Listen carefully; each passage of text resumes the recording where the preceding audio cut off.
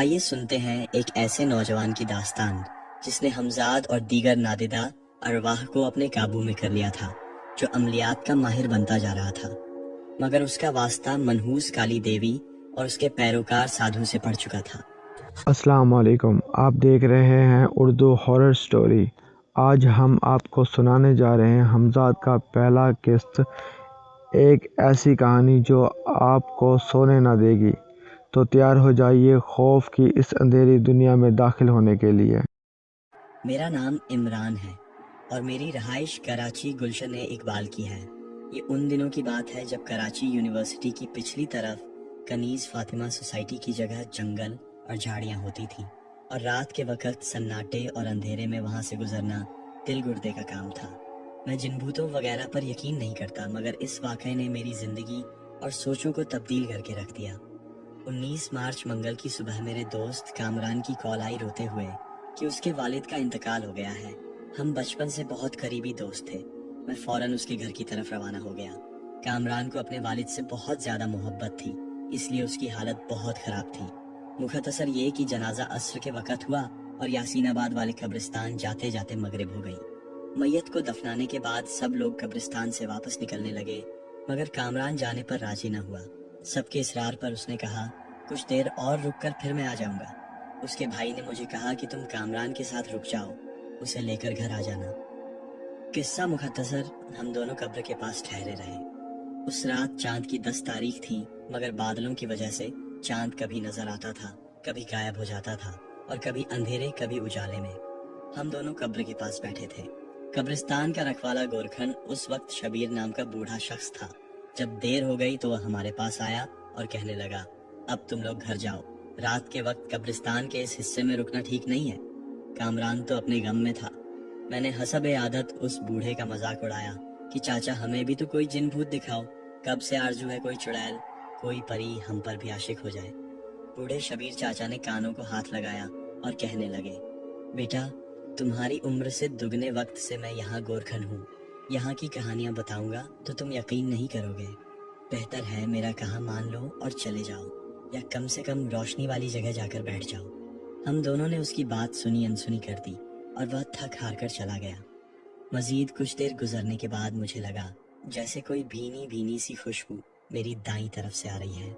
کامران میری بائیں طرف بیٹھا تھا۔ میں نے اس کی طرف دیکھا اور پوچھا، تمہیں کوئی خوشبو محسوس ہو رہی ہے؟ کامران کہنے لگا، ہاں کافور کی۔ میں خاموش ہو گیا، کیونکہ کافور کی خوشبو سے بالکل الگ خوشبو تھی جو دماغ پر سوار ہونے والی تھی۔ کچھ دیر میں مجھے واضح محسوس ہوا میری دائیں جانب کوئی ہے۔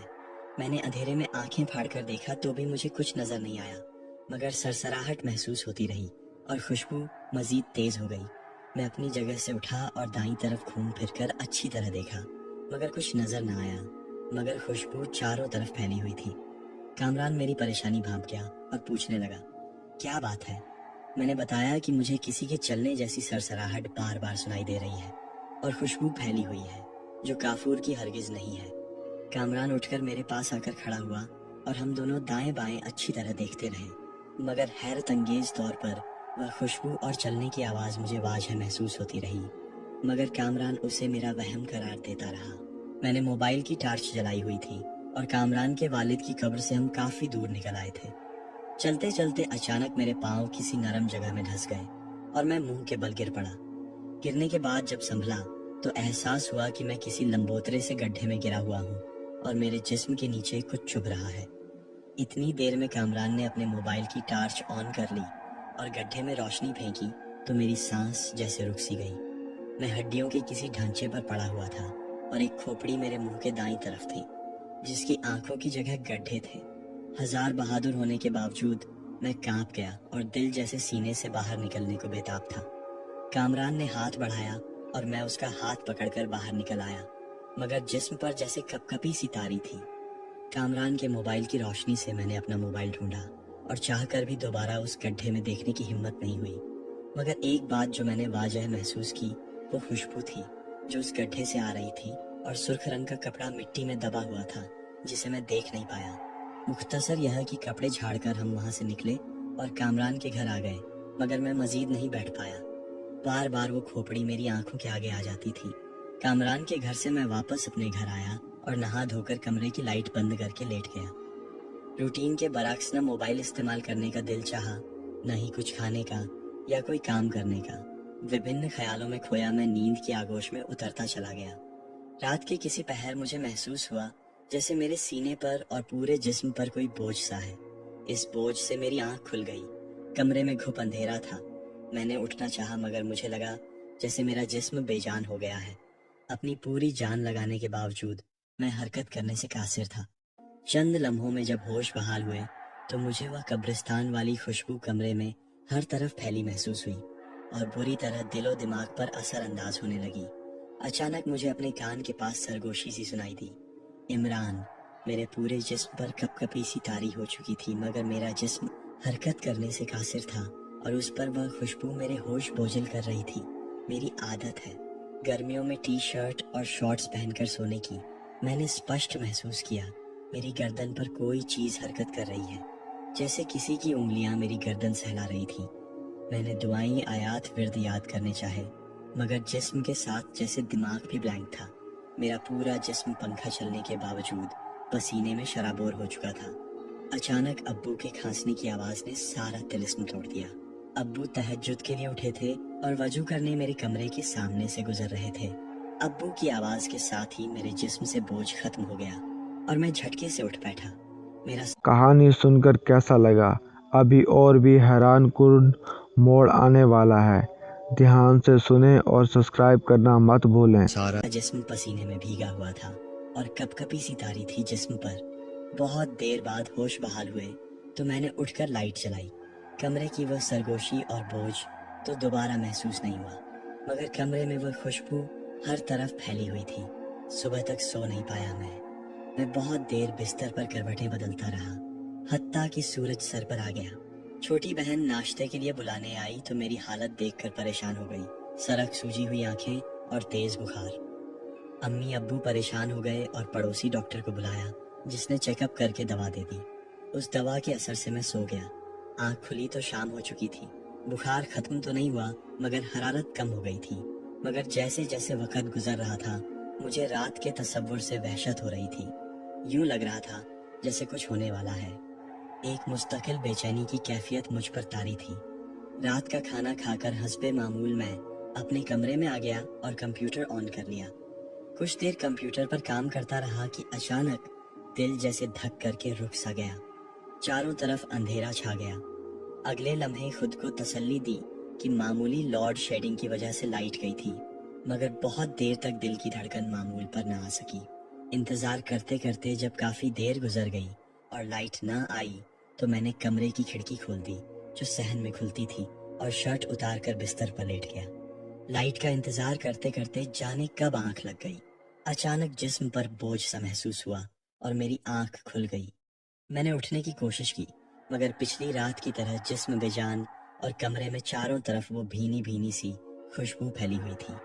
لائٹ اب تک نہیں آئی تھی اور کمرہ گھپ اندھیرے میں ڈوبا تھا۔ کسی وقت چاند بادلوں کی اوٹ سے جھانکتا تھا تو روشنی کی کرنیں کمرے کو منور کر دیتی تھی مگر میں سر اور پورا جسم ہلانے سے قاصر تھا اور مجھے واضح محسوس ہو رہا تھا کہ مجھ پر کسی نسوانی جسم کا بوجھ ہے مگر وہ حالت ایسی تھی کہ خوف کے مارے میرے رونگٹے کھڑے تھے اور جسم حرکت کرنے سے قاصر تھا۔ میں نے جسم کی ساری طاقت جمع کر کے چیخنا چاہا مگر بے سود۔ میں آواز نکالنے سے بھی قاصر تھا۔ مجھے اپنے کانوں کے پاس گرم سانسیں محسوس ہوئیں اور کھنکھناتی سی ہنسی جو سرگوشی میں میرا نام پکار رہی تھی۔ مجھے یوں لگا میرا دل بند ہو جائے گا۔ کچھ دیر اسی کیفیت میں گزری پھر مجھے محسوس ہوا وہ بوجھ میرے جسم پر سے ہٹ گیا ہے مگر جسم ابھی تک حرکت کے قابل نہیں ہوا، نہ منہ سے آواز نکالنے کی کوشش کامیاب ہوئی۔ مجھے محسوس ہوا اس کی نرم نازک انگلیاں میرے چہرے سے پھسلتی ہوئی گردن تک آ رہی ہیں۔ خوف اور دہشت سے میرا برا حال تھا اور سانس جیسے رک سی رہی تھی اور دل سینے کا پنجرا توڑ کر باہر آنے کو بےتاب تھا۔ پھر مجھے گرم گرم سانسیں اپنے کان کے پاس محسوس ہوئیں اور اس نسوانی آواز نے سرگوشی کی، عمران ڈرو مت۔ اس سرگوشی سے بجائے ریلیکس ہونے کے ڈر کے مارے بستر گیلا ہونے میں بس تھوڑی ہی کسر بچی۔ بہت دیر تک وہ سانسیں کبھی کانوں کے پاس کبھی چہرے پر محسوس ہوتی رہیں مگر کوئی لمس محسوس نہیں ہوا۔ آہستہ آہستہ میرے دل کی دھڑکن معمول پر آنے لگی मगर खौफ और दहशत अभी भी मुझ पर तारी थी। इस पर वो खुशबू मेरे होश और हवास पर सवार हो रही थी और मैं उस खुशबू में डूबता जा रहा था। इस खुशबू की वजाहत से कासिर हूँ, जैसे सिगार, परफ्यूम और एटर्निटी की मिली जुली खुशबू। एकदम से कमरे की खिड़की एक जोरदार आवाज से बंद हो गई।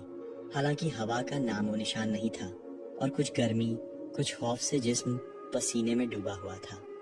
खिड़की बंद होते ही जैसे कमरे में खुशबू का ट्रक उलट दिया हो किसी ने, और वो खुशबू मेरे होश और हवास पर इतनी छा चुकी थी कि मैं नीम गुनूदगी सी कैफियत में था।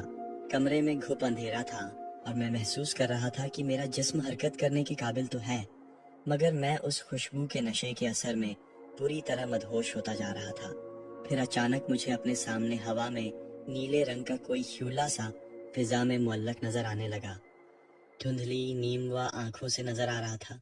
कोई नस्वानी वजूद है जिसने कदीम जमाने का चोला नुमा लंबा सा नीले रंग का लिबादा पहना हुआ है। लंबे लंबे पेट तक आते बाल सामने की तरफ सीने पर दोनों तरफ गिरे हुए, गुलाबी रंगत पर गहरी सुर्ख लिपस्टिक लगे होंठ, घनी पलकें, स्याह आंखें। लिबादा जैसे उसके जिस्म का हिस्सा था जिससे उसके खदो खाल नुमायां हो रहे थे, और मुझे तस्लीम करना पड़ा कि इतनी हसीन, खूबसूरत और नाजुक अंदाम दोशीजा कभी मेरी नज़र से नहीं गुजरी। उसके जिस्म के इर्द गिर्द नूरानी हाला सा महसूस हो रहा था। आहिस्ता आहिस्ता वह हियोला मेरे बेड की पाइंती की तरफ जमीन पर उतर गया और बहुत नरमी और नज़ाकत से चलता हुआ मेरे बाईं तरफ बेड के पास आकर रुक गया और उसने अपना मखरूती हाथ मेरी तरफ बढ़ाया। मैं जैसे अपने होशो हवास में नहीं था, एक नशे की सी कैफियत तारी थी मुझ पर। उस पर इतनी हसीन दोशीजा और वह खुशबू, इन सब ने मिलकर मेरी सोचने समझने की सलाहियत जैसे सलब कर ली हो। मैंने उसका बढ़ा हुआ हाथ थाम लिया। मुझे यूं महसूस हुआ जैसे रेशम सी नर्म मुलायम सी कोई चीज मैंने थाम ली हो। मैं उसका हाथ पकड़कर बिस्तर से उठ गया। जैसे ही मैं बिस्तर से उठा, अचानक से मुझे लगा जैसे मैं किसी दूसरी दुनिया में पहुंच गया हूँ। मेरी नजरों के सामने से सारे पर्दे जैसे हट गए हों। मुझे दीवारें शफाफ नजर आने लगी और दूर तक दीवारों के पार नजर आने लगा। दूसरे कमरे में अम्मी अब्बू सोए नजर आए। एक कमरे में दोनों बहनें सोती नजर आईं। हमारी दीवार पड़ोसियों की दीवार से मिली हुई थी।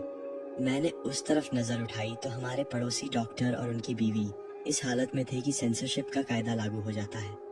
बताने में मैं चारों तरफ हैरानी से देख रहा था और वह दोशीजा मुझे देखकर मुस्कुरा रही थी। चारों तरफ नजर घुमाते मेरी नजर अपने बिस्तर पर पड़ी तो जैसे दिल सीने से निकलकर बाहर आ गया हो। मेरा बेजान जिस्म आंखें बंद किए बिस्तर पर मौजूद था और मैं उसे बिस्तर के बराबर खड़ा देख रहा था। क्या मैं मर गया हूँ? क्या यह कोई फरिश्ता है जो रूह कब्ज करने आया था? बहुत से ख्यालात ने दिमाग पर जैसे यलगार की और मुझे लगा जैसे मेरा जिस्म हवा में तहलील हो रहा हो और मैं होशो हवास से बेगाना हो गया। न जाने मैं कितनी देर तक होशो हवास से बेगाना रहा। आहिस्ता अगर आपको लगता है हमजाद सिर्फ कहानी है तो दोबारा सोचें। अब कहानी में आने वाला है एक ऐसा मोड़ जो आपकी रूह तक हिला देगा। आहिस्ता मेरी आंखें खुली और इर्द गिर्द का माहौल देखने की कोशिश की, मगर मेरे चारों तरफ अंधेरा था। मुझे आहिस्ता आहिस्ता सारे वाकयात याद आने लगे। क्या मैं मर चुका हूँ? क्या मैं कब्र में हूँ? मेरे ऊपर चादर है या कफन? इस जैसे बहुत से सवालात ने मेरे जहन पर यलगार की और मुझे सरदर्द से फटता हुआ महसूस हुआ। तब मुझे ख्याल आया कि क्या कब्र में सरदर्द भी हो सकता है? अकली जवाब आया नहीं। मतलब कब्र नहीं है, ये तो कौन सी जगह है? मैंने अपनी जगह से उठने की कोशिश की, मगर शदीद कमजोरी और नकाहत महसूस हुई और सांस फूलने लगी। मैं वापस लेट गया। मेरे चारों तरफ सीलन की बांस फैली हुई थी और मैं कमरे में बिस्तर के बजाय किसी लकड़ी के तख्त पर दराज था और मुझ पर जो चादर थी उसमें से काफूर की खुशबू आ रही थी। एक बार फिर मेरा दिमाग भटकने लगा। अगर मैं मरा नहीं हूँ तो ये काफूर क्यों छिड़का गया है मुझ पर? मगर सोचने से सरदर्द से फटने लगता। मैंने आंखें बंद कर ली और अपनी ताकत बहाल करने की कोशिश करने लगा और गहरे सांस लेने की कोशिश की तो मुझे महसूस हुआ मेरे गले में कोई धागा बंधा हुआ है जिसमें गांठें लगी हुई हैं। मैं एक बार फिर हैरानी का शिकार हो गया क्योंकि मैं तावीज़ गंडों पर यकीन नहीं करता था, न कभी पहना था। फिर यह धागा है, गंडा है, क्या है जो मेरे गले में है? अभी इन्हीं सोचों में गुम था कि तेज चरचराहट के साथ कमरे का दरवाजा खुल गया। दरवाजा खुलने से रोशनी अंदर आई तो अंदाजा हुआ कि रात का वक्त है और चांद निकला हुआ है। उसकी रोशनी में मैंने आने वाले शख्स का जायजा लिया। उलझे हुए मैले चिकट बाल, बेतरतीब बढ़ी हुई दाढ़ी, गले में रंग बिरंगी मालाएं, हाथों में छोटे बड़े कड़े, जंजीरें और उंगलियों में अंगूठियां, स्याह रंग का लंबा चोला जिस पर जगह जगह पैबंद लगे हुए थे, 60 साल की उम्र, झुर्रियों भरा चेहरा और उस पर बड़ी बड़ी सुर्ख आंखें जो मुझे घूर रही थीं। इस फकीर नुमा शख्स के पूरे जिस्म में काबिले जिक्र सिर्फ उसकी आंखें थीं, जिनसे चिंगारियां सी फूटती महसूस हो रही थी। मैं उसकी नजरों की ताब न ला सका और मैंने गर्दन मोड़कर कमरे का जायजा लेना शुरू किया। यह कमरा नहीं, झोपड़ी थी कोई, जिसमें एक कोने में मिट्टी का पानी का घड़ा, चंद बर्तन और इस्तेमाल की कुछ चीजें मौजूद थी, और पूरे कमरे में सिवाय उस तख्त के कोई चीज नहीं थी जिस पर मैं लेटा हुआ था। मैंने उठकर बैठने की कोशिश की तो बूढ़े की भारी और पाटदार आवाज सुनाई दी, लेटा रह बालक, 3 दिन बाद होश आया है तुझे, कुछ दाना पानी करता हूं मैं। हैरत अंगेज तौर पर उसकी आवाज उसके वजूद के मुकाबले में बहुत भारी और गहरी थी, दिल में उतर जाने वाली। मेरे जवाब का इंतजार किए बिना वह फकीर नुमा साधु बाहर निकल गया। मैं अब तक नहीं समझ पा रहा था मैं कहाँ हूँ और ये कैसे संभव है। 3 दिन बेहोश रहूं मैं। सारे घटनाएं मेरे दिमाग के पर्दे पर फिल्म की तरह चलना शुरू हो गए और मुझे सब याद आने लगा। किस तरह मैं उस दोशीजा की जुल्फों का असीर हुआ था और कैसे मैंने अपने वजूद को बिस्तर पर और जिस्म लतीफ़ा या रूह को जिस्म से बाहर देखा था। अभी मैं यह सब सोच रहा था कि कमरे का दरवाजा खुला और वह साधु फकीर एक मिट्टी का प्याला लिए कमरे में दाखिल हुआ और मुझे थमा दिया। उस प्याले में कोई गाढ़ा बदबूदार सियाल नुमा पदार्थ था जिससे बांस उठ रही थी। फकीर की आवाज आई, सोच मत बालक, इसे पी जा, सब सवालों के जवाब मिल जाएंगे तुझे। समय का इंतजार कर, दलदल में फंसा हुआ है तू, निकलना चाहता है तो सोच मत, पी जा आंखें बंद करके। कालकी की मजाल नहीं, इधर का रुख करे। मेरी समझ में उसकी बातें नहीं आई, मगर उसकी गरजदार आवाज और माहौल के झेरे असर मैंने दिल सख्त करके प्याला होठों से लगा लिया और उबकाइयां रोकते हुए, न चाहते हुए भी वह बदबूदार सियाल होठों से नीचे उतार लिया और प्याला वापस साधु को दे दिया। मैं उससे बहुत कुछ पूछना चाहता था, मगर वह जवाब दिए बिना कमरे से निकल गया और जाते जाते ताकीद कर गया, कमरे से कदम बाहर मत निकालना। हैरतंगेज तौर पर उस बदबूदार सियाल से मेरे जिस्म की तवानाई फौरन बहाल हो गई थी, जैसे वह कोई एनर्जी ड्रिंक हो। न मुझे भूख महसूस हो रही थी, न कमजोरी और न काहत। मैं तख्त पर उठकर बैठ गया और जेबें चेक की, मगर सब जेबें खाली थीं। तब मुझ पर इंकिशाफ हुआ, मैं घर के कपड़ों में नहीं बल्कि मेरे जिस्म पर भी चोला नुमा लिबास है और कपूर की खुशबू इसी लिबास से फूट रही है।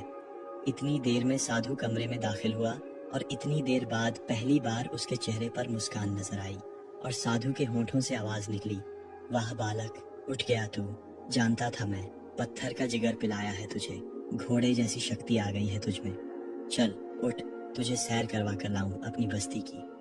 मैं जैसे गैर मरई ताकत के झेरे असर उठा और साधु के साथ झोपड़ी से बाहर आ गया। बाहर निकलते ही एक जहान ए हैरत मेरा मुंतजिर था। जिस झोंपड़ी से मैं निकला था उसके कुछ दूर एक और झोंपड़ी थी और दोनों झोंपड़ियां चारों तरफ कब्रों से घिरी हुई थी।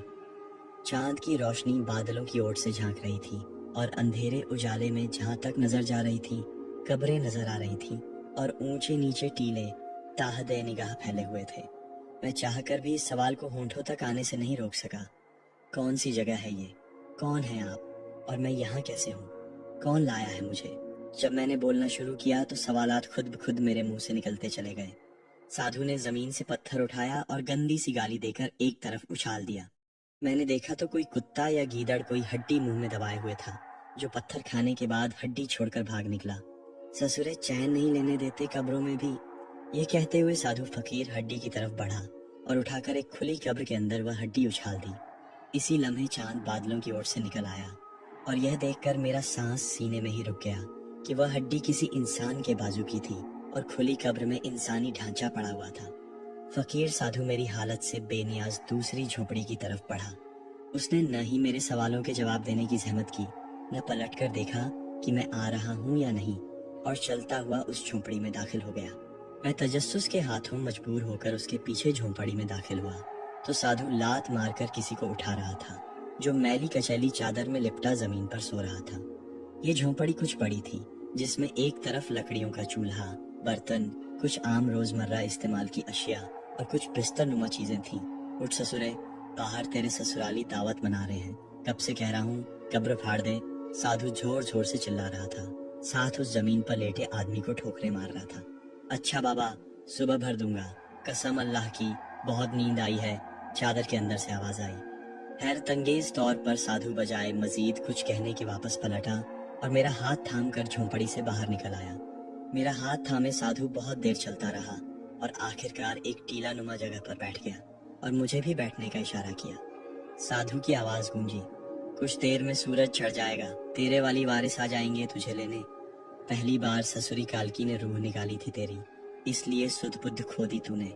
चूस जाएगी कालकी तुझे, मैं चाहूं भी तो तुझे नहीं बचा सकता, क्योंकि तू बचना चाहेगा नहीं।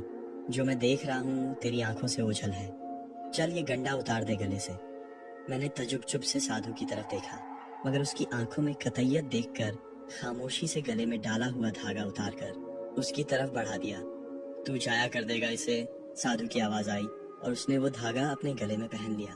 दोस्तों, कहानी अभी जारी है। इसका अगला हिस्सा देखने के लिए हमारी अगली वीडियो का इंतजार करें। ये थी हमजाद की पहली किस्त। अगर आपको कहानी ने डरा दिया है तो अगली किस्त को इंतज़ार कीजिएगा। वीडियो को लाइक करें, कमेंट्स में बताएं आपको कैसी लगा और सब्सक्राइब ज़रूर करें उर्दू हॉरर स्टोरी चैनल को। अगली किस्त जल्द आ रही है।